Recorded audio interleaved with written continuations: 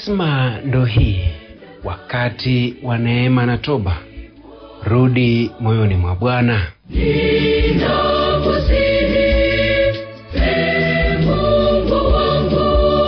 Sala, kufunga, matendo ya huruma. Tuitembee safari ya siku 40.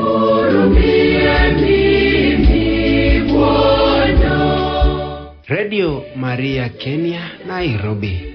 Pamoja nawe katika safari ya wokovu.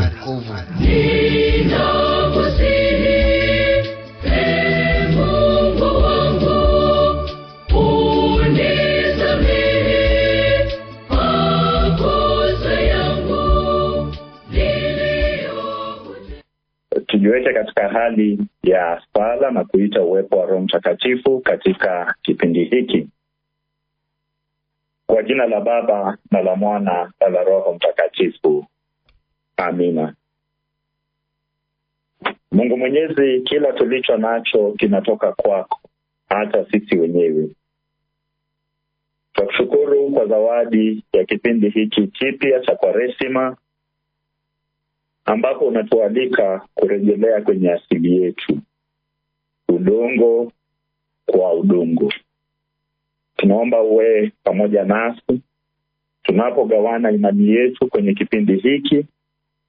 Uwabariki mapadri na Wakristo wengine walei wanaoadhimisha misa za Jumatano ya Majivu, na Wakristo ulimwenguni kote wanapopokea majivu haya, iwe ni kumbukumbu ya ubinadamu wetu na haja zetu za kukutegemea wewe siku zote za maisha yetu. Tunaomba hayo kwa njia ya Kristo Bwana wetu.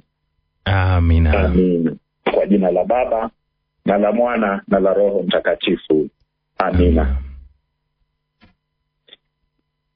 Mpendwa msikilizaji, tumsifu Yesu Kristo. Kwa majina ninaitwa Padri Stephen Wafula Odhiambo.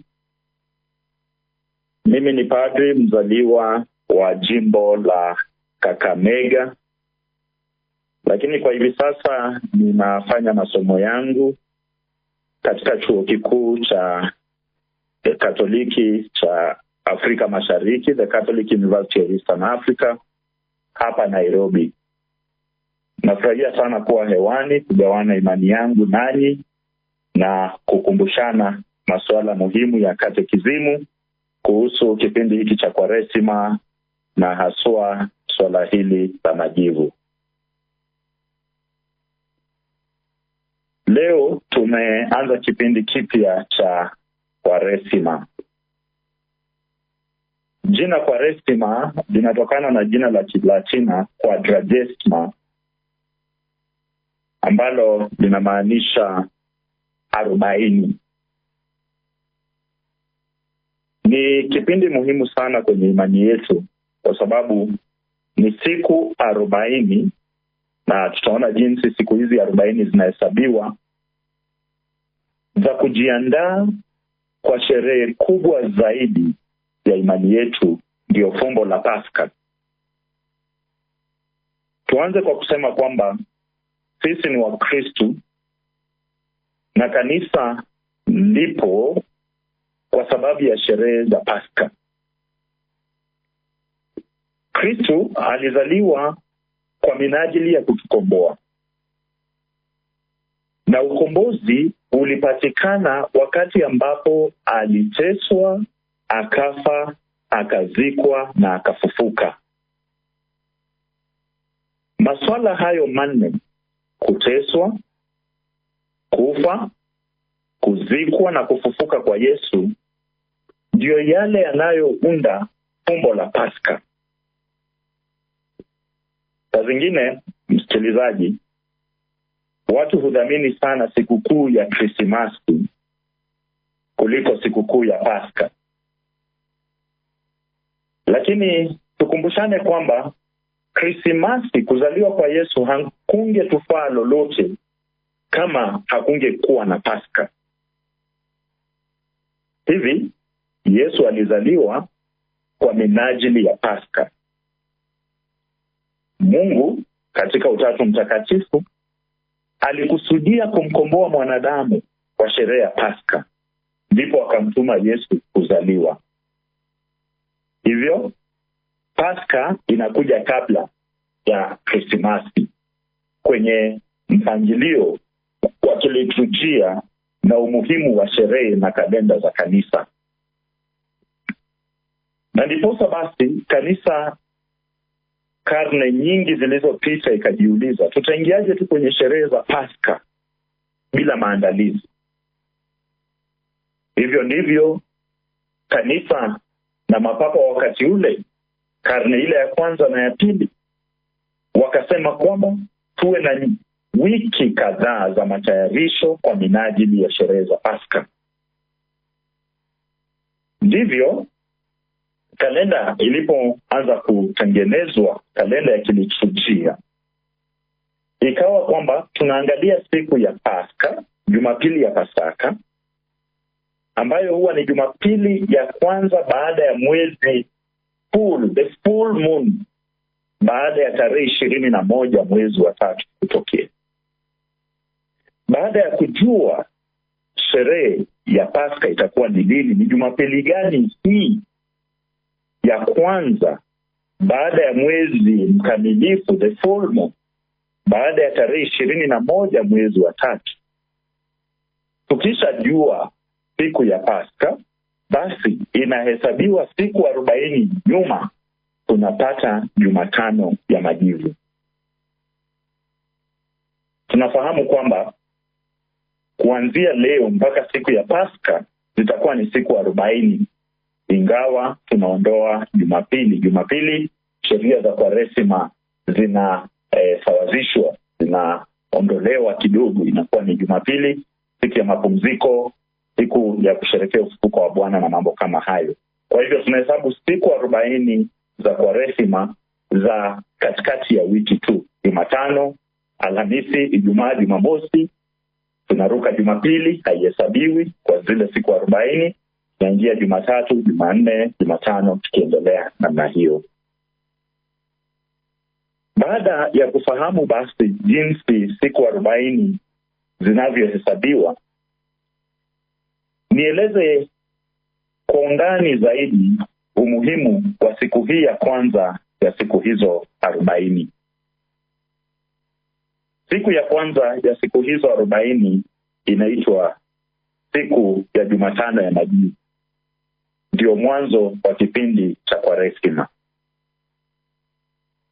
Majivu yako kwenye kitengo cha vijisakramenti.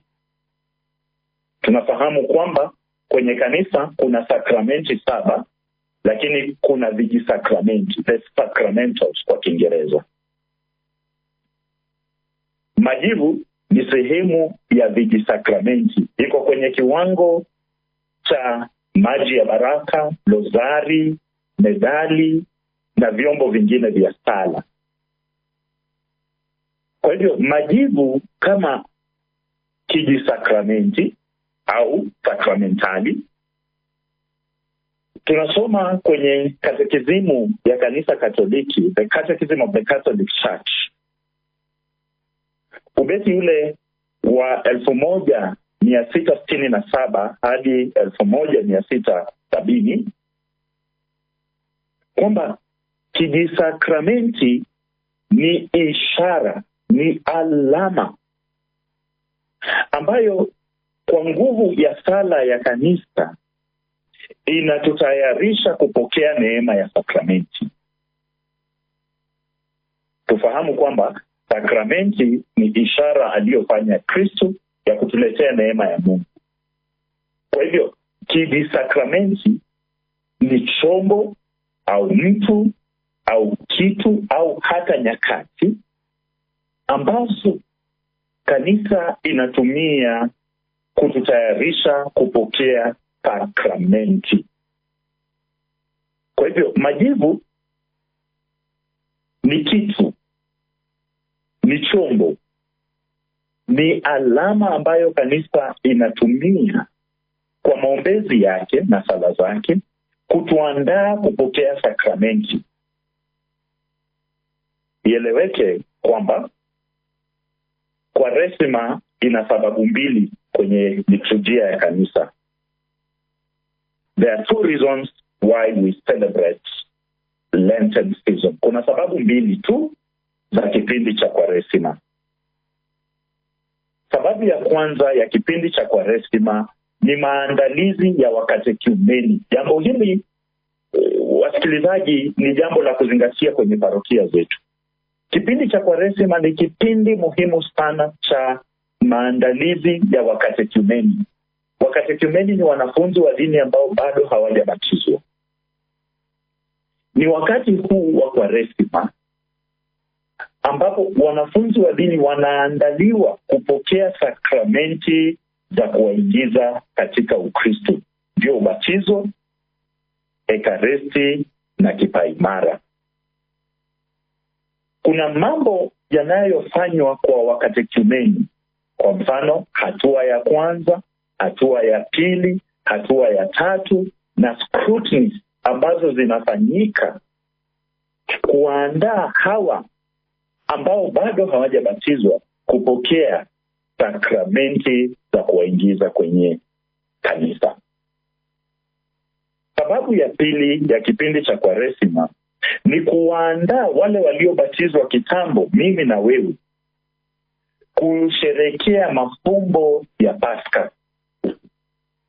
So tunaona hapo, wasikilizaji, sababu mbili maalum: maandalizi ya wakatekumeni kwa minajili ya kupokea sakramenti za kuwaingiza kanisani, lakini pia maandalizi ya kiroho kwa wale waliobatizwa kitambo kusherehekea mafumbo ya Pasaka.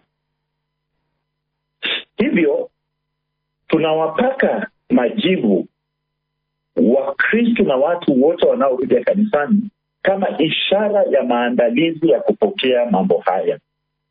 Wale ambao hawajabatizwa wanapakwa majivu kukumbushwa kwamba wanatayarishwa kwa neema ya sakramenti watakazozipokea. Wale waliobatizwa wanapakwa majivu kukumbushwa na kutayarishwa kusherehekea vema mafumbo ya Pasaka. Majivu si jambo geni kwenye mila zetu. Nitaanza kueleza matumizi ya majivu kwenye mila zetu mbalimbali, kisha baadaye tutaangalia majivu kwenye Biblia na tutamaliza na majivu kwenye liturujia ya Kikatoliki. Waswahili husema mkosa mila ni mtumwa, na kila mmoja wetu ana mila zake na tamaduni zake. Na karibia tamaduni zote za Kiafrika na hata zile za ughaibuni tunadhamini sana matumizi ya majivu. Kuna mila nyingi ambazo wanatumia majivu, yale masalio kutoka kwenye kuni au kutoka jikoni, kurutubisha mashamba. Ungeona nyanya zetu wa kale walikuwa wanamwaga majivu mashambani, na wengine wangetumia majivu kuchanganya na mbegu ili kuhifadhi zile mbegu kabla ya kipindi cha upanzi wa mashamba. Tunaona pia majivu yanatumika kwenye mila nyingine. Kwa mfano, nitataja mila za Wajaluo. Ukiangalia tamaduni za Wajaluo hapa Kenya, lakini pia Wajaluo wa nchi jirani Uganda na hata wengine wachache wanaopatikana Tanzania, walitumia majivu kujipaka mwilini kuonyesha wako kwenye kipindi cha maombolezi.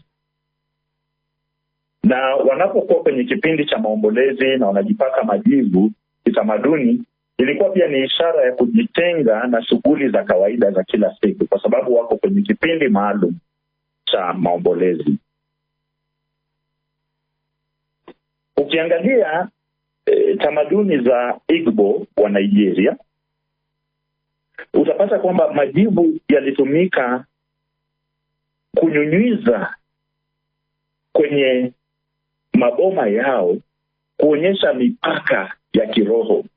Iwapo wanaamini kuna mizimu inayowasumbua kwenye boma, wangeonyesha area yao ama nafasi yao ambayo hawangependa mizimu mingie. Hivyo wangetumia majivu kutenganisha mahali ambapo wanataka usalama na mahali ambapo mizimu yao ingefanya kazi zake. Ilitumika kama mipaka. Ndugu zetu hapa Sudan, South Sudan na Sudan yenyewe walitumia majivu kama ishara ya usafi wa mwili na roho. Na haya majivu yao yalitokana na kuteketeza baadhi ya ng'ombe wao. Hawa wanadhamini sana ng'ombe.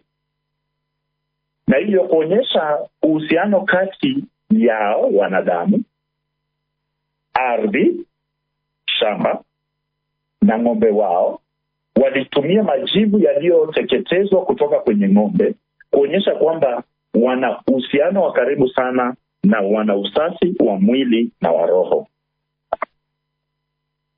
Ndugu zetu wenye tamaduni ya Kikuyu hapa Kenya na Wachaga wa Tanzania walitumia majivu wanapotaka kuonyesha kwamba wameweka nadhiri na Mungu wao waliyemuita Ngai chini ya mti wa mugumo. Hivyo baada ya kutoa sadaka zao za kuteketeza, kuonyesha kwamba wanafunga zile nadhiri, they are sealing that covenant with their God Ngai, walitumia majivu kuonyesha kwamba nadhiri zimekamilika. Lakini tunaona pia, tukiangalia labda tamaduni za Wazulu kutoka nchi ya Afrika Kusini, South Africa, walitumia majivu, wanaita majivu yao umloda, kuwasiliana na mababu na kulinda watoto wao dhidi ya roho mbaya. Walilambisha watoto wao majivu, lakini vile vile pia walijipaka majivu kama ulinzi dhidi ya macho mbaya ya watu. Lakini pia kwa ujumla, kabla kina mama labda wanaelewa mambo haya, wasikilizaji, majivu pia yanatumika kuosha sufuria, kusafisha sufuria. Enzi zile kabla stilu kuja na super bright ya kuosha vyombo, nyanya zetu na mama zetu walitumia majivu kuosha sufuria zilizokuwa na uchafu sugu baada ya kupika. Tazama msikilizaji, jinsi majivu yamebeba mila kubwa sana na tamaduni kubwa kutokana na Uafrika wetu. Sasa ukiangalia matumizi ya majivu hata kwenye Biblia, tunapata karibu sana na matumizi haya. Kwenye Biblia itakushangaza kwamba jina majivu, ashes, imetajwa mara 40 kwenye Biblia, na imetajwa sana karibu mara 38 kwenye Agano la Kale na mara 2 kwenye Agano Jipya, kulingana na version ya Biblia ambayo unatumia. Na matumizi haya 40 ya neno majivu yametumika kwa sababu 4 za msingi. Nitataja baadhi ya matumizi ya neno majivu. Kwanza, Biblia inataja jina majivu kwenye kitabu cha Mwanzo, mara ya kwanza kabisa kwenye kitabu cha Mwanzo mlango wa 18 mstari wa 27. Na hapa majivu inatumika kama alama ya udhaifu na ufupi wa maisha ya mwanadamu. Ni baba yetu Ibrahimu ambaye kwa kuona udhaifu wake kama mwanadamu anasema, mimi ni mavumbi na majivu. Yeye ndiye mtu wa kwanza kutumia neno majivu, anapokiri na kinywa chake kwamba mimi ni mavumbi na majivu. Mlango wa 18 wa kitabu cha Mwanzo mstari wa 27. Haya ni maneno ambayo pia Ayubu atayarudia kwamba yeye ni mavumbi na majivu kwenye kitabu chake Ayubu mlango wa 30 mstari wa 19. Hivyo hapo tunaona kwamba majivu ni ishara ya udhaifu wa mwanadamu na kutokuwa na dhamani. Haya tunaweza pia yapata kwenye kitabu cha Ayubu mlango wa 13 mstari wa 12. Tunayapata vile vile kwenye kitabu cha Isaya mlango wa 44 mstari wa 20. Tunayapata pia vile vile kwenye Zaburi ya 102 mstari wa 9. Jambo la pili, majivu yalitumika kama ishara ya toba na uombolezaji. Sikitiko, kuonyesha kwamba mwanadamu anasikitikia dhambi zake. Ishara ya kuomboleza kwamba amekosa. Ishara ya kunyenyekea mbele ya Mwenyezi Mungu. Tunasoma kwa mfano mji wa Ninawi, mahali ambapo Yona alitumwa kuhubiri ili watubu au waangamie. Kitabu cha Yona mlango wa 3 mstari wa 6. Tunapata kwamba Ninawi waliingia kwenye kipindi cha toba na maombolezo, toba ya kitaifa. Tunaona Danieli alifanya toba na maombolezo kwenye kitabu chake cha Danieli mlango wa 9 mstari wa 3. Na alifanya toba kwa kufunga, kusali, kuvaa magunia na vile vile pia kujipaka majivu. Tunaona Yesu Kristo mwenyewe analilia nchi ama miji ya Tiro na Sidoni, na anasema kwamba kama Tiro na Sidoni wangejifahamu kweli, wangetubu kitambo kwa kulia, kuomboleza na kuvaa magunia na kujipaka majivu. Tunasoma haya kwenye Injili ya Mathayo mlango wa 11 mstari wa 21, sawia na Injili ya Luka mlango wa 10 mstari wa 31. Tunaona vile vile kwenye toba na maombolezo, wakati wa huzuni na msiba, watu katika Biblia walijipaka majivu. Tunasoma hadithi zake Tamari, yule mwanamke ambaye alikuwa na maombolezi makuu kwenye kitabu cha pili cha Samueli mlango wa 13 mstari wa 19, aliyejipaka majivu kwenye kichwa chake. Tunasoma kuhusu hadithi ya Mordekai na Wayahudi kwenye kitabu cha Esther mlango wa 4. Wakati waraka wa Hamani alikuwa ameandika waraka kwamba Wayahudi wote wauawe. Hivyo Mordekai pamoja na Wayahudi wakaingia kwenye kipindi cha maombolezo, kipindi cha kujirudia, wakajipaka majivu. Tunasoma mambo haya ya toba na maombolezi kwenye kitabu cha Maombolezi mlango wa 2 mstari wa 10 na mlango wa 3 mstari wa 16.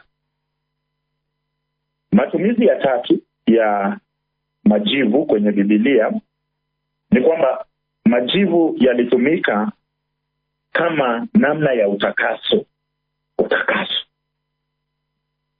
Kwa hivyo majivu yalikuwa ni sehemu ya liturujia, na ilikuwa ni kwa minajili ya kuwatakasa watu wakati wameingia katika hali ya uchafu. Uchafu kwenye Biblia, hali ya dhambi, inaitwa hali ya unajisi. Kwa mfano, kwenye Mambo ya Walawi mlango ule wa 1 mstari wa 16, mlango wa 4 mstari wa 12 na mlango wa 6 mstari wa 10, tunaona jinsi Musa alivyopeana sheria kuhusu namna ya kuondoa majivu baada ya kuteketeza sadaka. Ikumbukwe sadaka za Waisraeli zilikuwa za kuteketezwa. Hivi Musa alieleza jinsi baada ya kuteketeza, haya majivu yanayobaki kwenye altari, kwenye madhabahu, yanatolewa vipi na yanawekwa upande wa mashariki wa madhabahu. Mashariki ya madhabahu. Tunaona kwamba ndama mwekundu alikuwa anachinjwa. Hiyo ilikuwa ni sadaka ya watu waliotenda dhambi na waliojinajisi kwa mambo ya uchafu wa ulimwengu. Wangeleta sadaka za ndama ama mwanakondoo, na huyu ndama angechinjwa na majivu yake yangechanganywa na maji Na haya maji yaliyochanganywa na majivu ya ndama aliyechinjwa yangetumika kuwaosha wale waliokadiriwa kuwa wamenajisiwa, kwa mfano wale walioshika maiti au wale waliotenda dhambi. Tunasoma mambo haya kwenye kitabu cha Hesabu mlango wa 19 mstari wa 9, kitabu cha Hesabu mlango wa 19 mstari wa 10 na wa 17. Tunasoma vile vile mambo haya kwenye barua kwa Waebrania mlango wa 9 mstari wa 13. Lakini pia tunaona majivu yalitumika kidini kama ishara ya maangamizi. Itakumbukwa Farao alileta ujeuri akikataa kuwaachilia wana wa Israeli waende kwenye nchi ambayo Mungu alikuwa amewaahidia. Tunaona walipigwa kwa majipu, walipata the plague of the boils. Na haya mapigo ya majipu yalitegemea sana matumizi ya majivu. Tunasoma kutoka kwenye kitabu cha Kutoka mlango wa 9 mstari wa 8 hadi wa 10.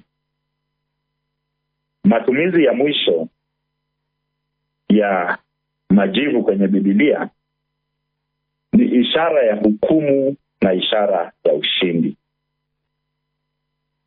Tunasikia kwamba wale wanaotenda dhambi na wanaenda kinyume na matakwa ya Mwenyezi Mungu watayeyushwa kama majivu, wataangamizwa na kuwa majivu. Hivyo majivu hapa yanatumika kama hukumu ya Mwenyezi Mungu. Tunasoma mambo haya kwenye kitabu cha Ezekieli nabii mlango wa 28 mstari wa 18, kwamba mfalme wa Tiro kwa sababu ya ukaidi wake wa moyoni atafanywa kuwa majivu, atapokea hukumu ya Mungu. Barua ya Mtakatifu Petro kwa watu wote mlango ule wa 2 mstari wa 6 unatuambia kwamba kwa sababu ya dhambi ya miji ya Sodoma na Gomora watafanywa kuwa majivu. Kwa maneno mengine, wataangamizwa na kuteketea. Lakini pia tunaona majivu kama ishara ya ushindi ya wenye haki. Tunaposoma kitabu cha Malaki mlango wa 4 mstari wa 3, tunaambiwa kwamba waovu watateketezwa na kuwa majivu chini ya miguu ya wenye haki. Kwa hivyo hapa majivu yanatumika kama ishara ya hukumu ya Mwenyezi Mungu na ushindi wa watakatifu. Ni nabii Isaya, kwa kumalizia mambo haya ya majivu kwenye Biblia, nabii Isaya ndiye anayetupa matumizi maalum ya majivu. Kwenye kitabu cha nabii Isaya mlango wa 61 mstari wa 3, nabii Isaya anasema kwamba Mungu ameona jinsi watu wanavyotumia majivu, na hivyo anaenda kuwapa taji la maua badala ya taji ya majivu. Majivu yalivyotumika, sasa Mungu anaenda kugeuza majivu kuwa maua na mapambo ya furaha. Kutokana na tamaduni hizi za Kiafrika za makabila mbalimbali, lakini pia kutokana na msingi huu wa Biblia, ndipo kanisa Katoliki limechukua matumizi ya majivu na kutumia siku hii ya Jumapili, Jumatano ya majivu. Sasa basi tuangalie matumizi ya majivu kwenye mila zetu za Kikristo na kanisa Katoliki. Mambo ya msingi ya kuzingatia, mpendwa msikilizaji. Majivu kwenye kanisa yanapatikana kutokana na matawi ya mitende tuliyotumia mwaka uliopita. Hivyo ndivyo vinavyochomwa, au yale matawi ya mwaka uliopita. Na matawi ni ishara ya ushindi wa Kristo, the glory, the triumphant entry of Jesus into Jerusalem. Kwa hivyo matawi mwaka uliopita tuliyatumia kama alama ya ushindi. Na majivu yanatumika kama ishara ya mateso na dhambi za mwanadamu. So tunaona kuna uhusiano kati ya ushindi wa Kristo na dhambi za mwanadamu. Kutoa majivu kutoka kwa mitende, manake kwamba utukufu wa Kristo ulioletwa Dominika ile ya matawi, ushindi wake alipoingia Yerusalemu utayeyusha dhambi zetu zote. Hivyo tunapochoma matawi ili kutengeneza majivu, tunaonyesha kwamba ushindi wa Kristo, the triumphant glory of Jesus, will dispel every sin. Itayeyusha dhambi zote. Unajua majivu yanapatikana kwa kuyeyusha au kwa kuchoma kitu. So ushindi wa Kristo unachoma dhambi zote na kufanya kila kitu ambacho ni kichafu kuyeyuka. Huo ndio uhusiano kati ya matawi na majivu. Majivu kwenye liturujia yetu inaonyesha udhaifu wetu wa kibinadamu. Ndio maana tunapoenda kupakwa majivu, padri atakukumbusha wewe ni mdhaifu, wewe ni uvumbi na utarudi kwa uvumbi. Udhaifu wa mwanadamu. Lakini pia atakukumbusha tubu na kuiamini Injili. Hizo ndizo formula mbili ambazo zinatumika kwenye kupaka majivu. Udhaifu wa mwanadamu, lakini pia toba, yeyusha dhambi, tubu na uiamini Injili. Kwa nini majivu yanapakwa kwenye paji la uso? Kwa nini yasipakwe kwenye sehemu nyingine yoyote ya mwili? Paji la uso ndio sehemu ambayo inaonekana na watu wote. Kwa hivyo ni utambulisho wa mtu. Utambulisho wa mtu. Lakini pia kwenye paji la uso ndipo uliwekwa alama ya msalaba wakati wa ubatizo. Kwa hivyo tunapokupaka majivu tunakukumbusha ubatizo wako, na tulisema mwanzoni ni kijisakramenti kinachokuandaa kwenye sakramenti. Na kukumbusha ubatizo wako, ulikufa na Kristo, nawe unastahili kufufuka na Kristo. Lakini paji la uso pia ni sehemu msingi, kwa sababu kitabu cha nabii Ezekieli mlango wa 9 mstari wa 4 unatuambia wale walioteuliwa na Mungu watapigwa alama arabasam kwenye paji lao la uso. Kwa hivyo kuwekwa majivu kwenye paji la uso ni ishara ya kuteuliwa na Mungu kwa maana fulani. Umeteuliwa kwa sababu fulani. Unateuliwa kwa sababu ya kutafuta utakatifu. Na wakati unapopakwa majivu, unapakwa kwa ishara ya msalaba. Hauwekewi tu na ishara yoyote. Ishara ya msalaba ni ishara ya kumilikiwa na Yesu Kristo, ni ishara ya ushindi, ni ishara ya ukombozi. Majivu yanastahili kukaa kwenye nyuso zetu kwa muda upi? Hakuna mwelekeo wa kanisa kuhusu ni muda upi unastahili kubaki na majivu kwenye uso wako.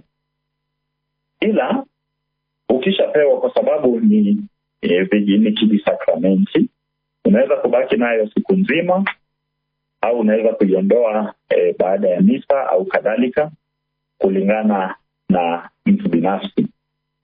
Ingawa kwa kuwa imebarikiwa na ni ishara ya kanisa, lazima uiheshimu, usipanguze kwa dharau au kuichezea. Ni ishara takatifu sawa na rozari. Kwa hivyo tunahimizwa kuyaacha majivu yeyuke yenyewe kutoka kwenye paji letu la uso, lakini pia labda kuyaosha kwa heshima na maji yanayotiririka, na maji yenyewe yanayoosha yale majivu ya mwagwe mahali pazuri, ikiwezekana kwenye maua. Usitumie haya majivu yaliyobarikiwa na kuyaweka kwenye maji yanayoenda kwenye line ya sewage. Hayo yatakuwa ni matumizi mabaya ya majivu. Asanteni sana wasikilizaji wote kwa majibu, maswali, maoni na pongezi zenu. Tumeanza kipindi cha Kwaresima, kipindi muhimu sana, chanzo na asili ya imani yetu wa Kristo. Nitawasihi wote tupate nafasi ya kuhudhuria misa za leo. tukuwe waangalifu wakati huu wa Kwaresima. Labda tunapoendelea kwa hewani mara kwa mara, tutaeleza pia Lent ni wakati, Lent kwa Kiingereza Lent ni wakati wa kuenda polepole kwa mambo mengi ya maisha. Hivyo nitawahimiza twende polepole kwa mambo mengi ya maisha, na tulivyosema tuangalie yale yaliyo ya msingi pekee. Baada ya vitu vingine vyote kuondoka, tunabaki na nini? Na majibu yanapakwa kila mtu, kuanzia Papa Mtakatifu wa Roma mpaka yule mtoto mdogo aliyezaliwa leo, kuonyesha usawa wetu. We are all equal and we are all dust. So unyenyekevu uwe sehemu ya maisha yetu. Tukumbuke tulitoka kwenye udongo na kwenye udongo tutarudi. Na kama basi tulitoka kwenye udongo na tutarudi kwenye udongo, tutubu dhambi zetu, tuombane msamaha wenyewe kwa wenyewe, tuende kwenye sakramenti ya kitubio, tufanye matendo ya huruma kuwafikia wale wanaohitaji msaada wetu, na tuunde uhusiano wetu na Mungu zaidi kupitia kwa namna ya sala na namna ya maandiko matakatifu. Asante sana, nashukuru kwa nafasi hii ya kuwa hewani. Natumai tumejifunza jambo moja au mbili ya imani yetu. Basi tunaomba baraka ya Mwenyezi Mungu. Atukuzwe Baba na Mwana na Roho Mtakatifu, kama mwanzo na sasa na siku zote. Amina. Mwenyezi Mungu, tunakushukuru kwa kutuangaza kwa mwanga wa Roho Mtakatifu, kujikumbusha tulikotoka kwenye udongo na udongoni tutarudi. Tunaomba ubariki kwa Kwaresima yetu hii, ili siku hizi 40 za mfungo mtakatifu ziwe siku za kukurudia wewe kwa namna ya sala, kuwafikia wenzetu wahitaji na wanadamu wenzetu walio sawa na sisi kwa namna ya matendo ya huruma, na kujurudia wenyewe nafsi zetu binafsi kwa namna ya kujinyima. Uwe nasi Bwana katika udhaifu wetu tuinue. Tunaomba hayo kwa njia ya Kristo Bwana wetu. Amina. Awabariki na kuwalinda Mungu Mwenyezi, kwa jina la Baba na la Mwana na la Roho Mtakatifu. Amina.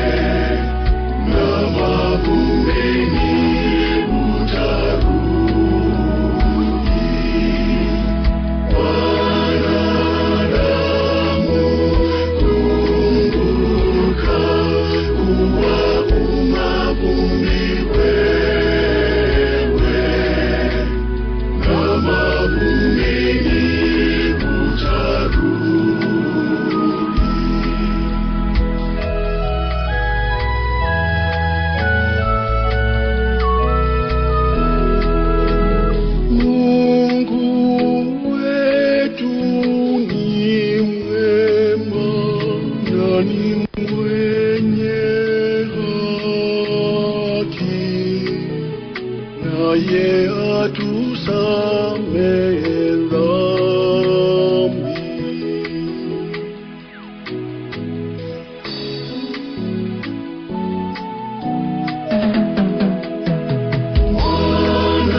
Mwanadamu, kumbuka kuwa umavumbi wewe, na mavumbini utarudi. Mwanadamu, kumbuka kuwa umavumbi wewe, na mavumbini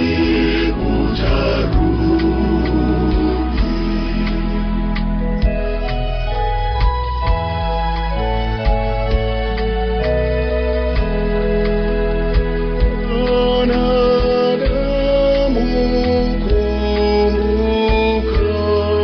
ukesha kila wakati, usianguke